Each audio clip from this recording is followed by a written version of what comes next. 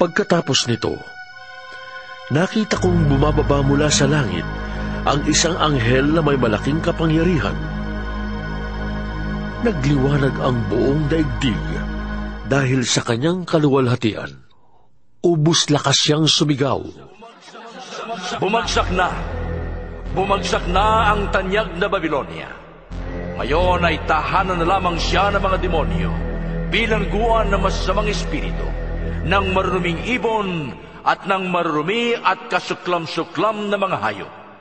Sapagkat pinainom niya ng alak ng kanyang kahalayan ang lahat ng bansa.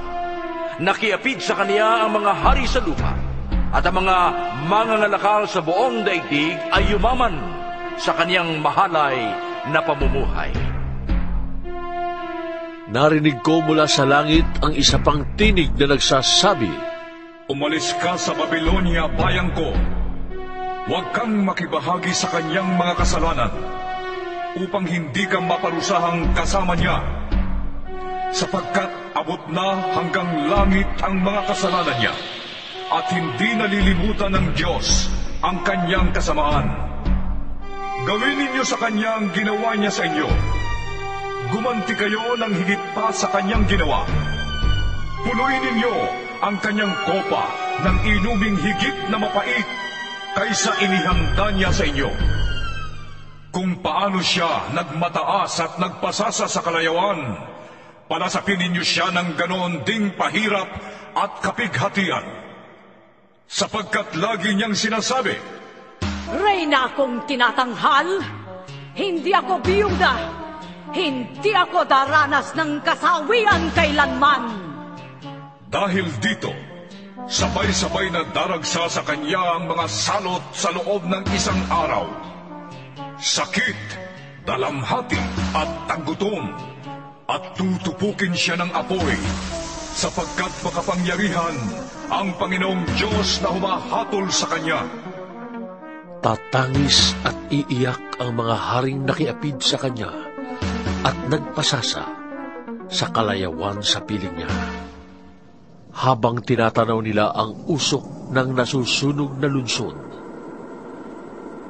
tatayo lang sila sa malayo sapagkat takot silang madamay sa dinaranas niyang parusa. Sasabihin nila, Kalagim-lagim! Kalagim-lagim ang dakilang Babilonia!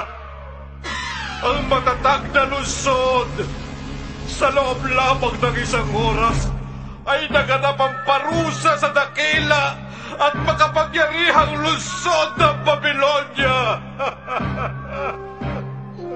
dahil sa kanya'y tatangis din at magdadalamhati ang mga mangangalakal sa daigdig, sapagkat wala nang bibili ng kanilang paninda.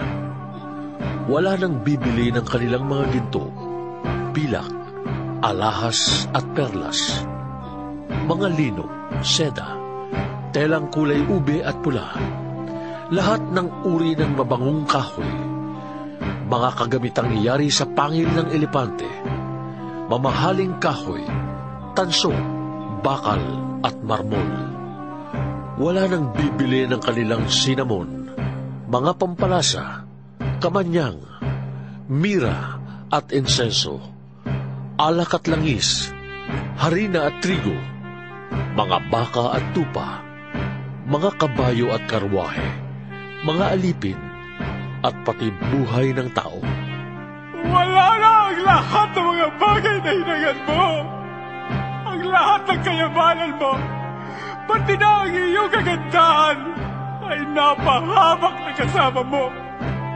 At hindi na masisilayan ng mga tao kailanman. Hindi lalapit ang mga mangangalakal na yumaman sa lungsod na iyon, sapagkat takot silang madamay sa kanyang paghihirap.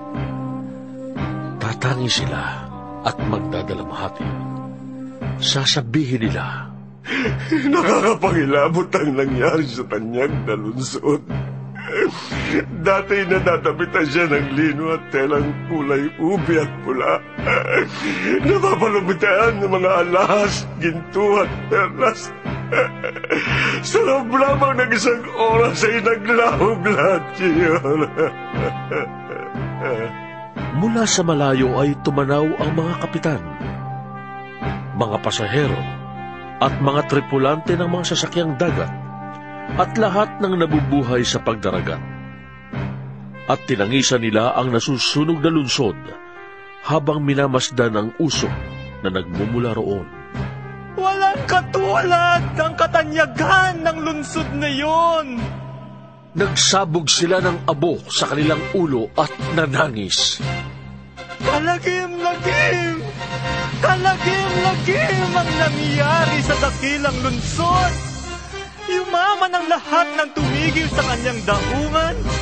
Ngunit sa loob lamang ng isang oras ay nawalan ng kabuluhan. Magalak ka, o langit, sa nangyari sa kanya. Magalak kayo, mga hinilang, mga apostol at mga propeta, sapagkat hinatulan na siya ng Diyos dahil sa ginawa niya sa inyo. Isang makapangyarihang anghel ang bumuhat ng isang batong sinlaki ng gilingang bato. Ubos lakas niyang inihagis yon sa dagat at sinabi, Ganito ay babagsak ang tanyag na lungsod ng Babylonia at hindi na siya makikitang muli. Hindi na maririnig sa kanya ang tinig ng mga awit at ang himig ng mga tugtugan ng alpa, plauta at trompeta. Wala nang makikita sa kanyang mga dalubhasa at hindi na maririnig ang ingay ng mga gilingan. Wala nang kahit isang ilaw na magliliwanag sa kanya. Hindi na maririnig ang masasayang tinig ng mga ikinakasal, sapagkat naging makapangyarihan sa buong daigdig ang kanyang mga ngalakal at dinaya niya ang lahat ng bansa sa pamamagitan ng pagkukulam. Pinarusahan siya sapagkat pinadanak niya ang dugo ng mga propeta, mga hinirang at ng lahat ng pinatay sa sanlibutan.